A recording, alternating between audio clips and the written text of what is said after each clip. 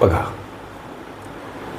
एका धंद्यात गोपाळने 7,500 रुपये 2 वर्षासाठी आणि श्यामने काही रक्कम ही 3 वर्षासाठी गुंतवली. या व्यवहारात 5,600 रुपये नफ्यापैकी 3,600 रुपये नफा हा जर श्यामला मिळाला असेल तर श्यामचे भांडवल किती असा? भागीदारीप्रमाणे या घटकावर आधारित प्रश्न सोडवायचा कसा? गोष्टी लक्षात घ्या. इथं गोपाळ आणि श्यामची गोष्ट.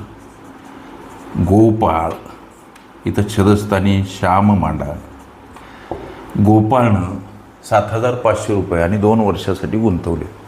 मग इथं 7,500 2 वर्षासाठी गुंतवले म्हणून गुणिला 2 का करायचे? तर हे भांडवल आणि याला गुणिला ही आहे मुदत. भांडवल गुणिला मुदत बराबर नफा, हे गुणोत्तर. नफ्याचं गुणोत्तर काढण्यासाठी या भांडवल आणि मुदतीचा गुणाकार करावा लागतो. पुढं चला सर. आता श्यामनं काही रक्कम असा शब्दप्रयोग. श्यामने काही रक्कम, या श्यामची काही रक्कम उदाहरणार्थ आम्ही एक्स समजायची आणि श्यामनं रक्कम 3 वर्षासाठी गुंतवली. श्यामनं रक्कम 3 वर्षासाठी गुंतवली. आता गणितानं क्लिअर केलेल्या गोष्टी. गणित म्हणते जर व्यवहारात 5,600 रुपये नफ्यापैकी 3,600 रुपये नफा श्यामला मिळाला. श्यामला मिळालेला हा 3,600 रुपये नफा इथं नोंदवा.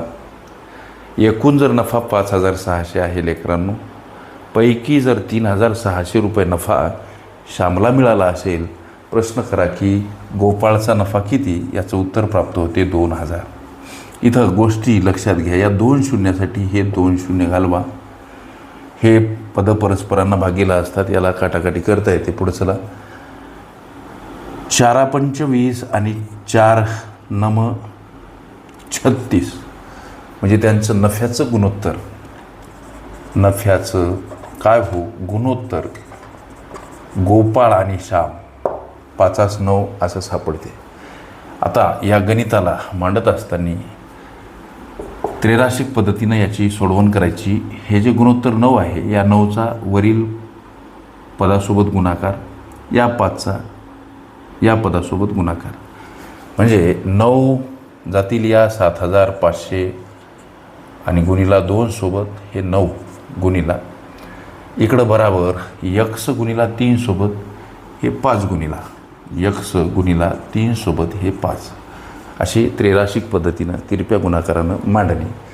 7,500 सोबत गुणिला 2 गुणिला 9 x सोबत गुणिला असलेले हे पद लेकरांनो भागीला स्वरूपात हा एकटा x करा.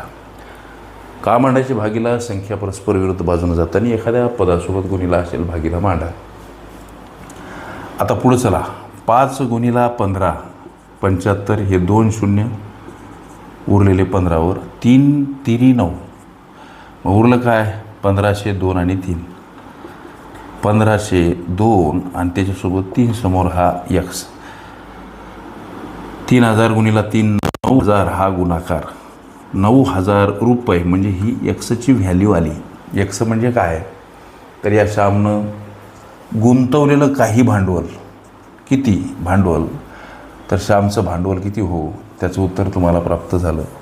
श्यामनं गुंतवलेलं भांडवल किंवा श्यामचं भांडवल काय बाबा? व्यवसायातील श्यामचं भांडवल किती?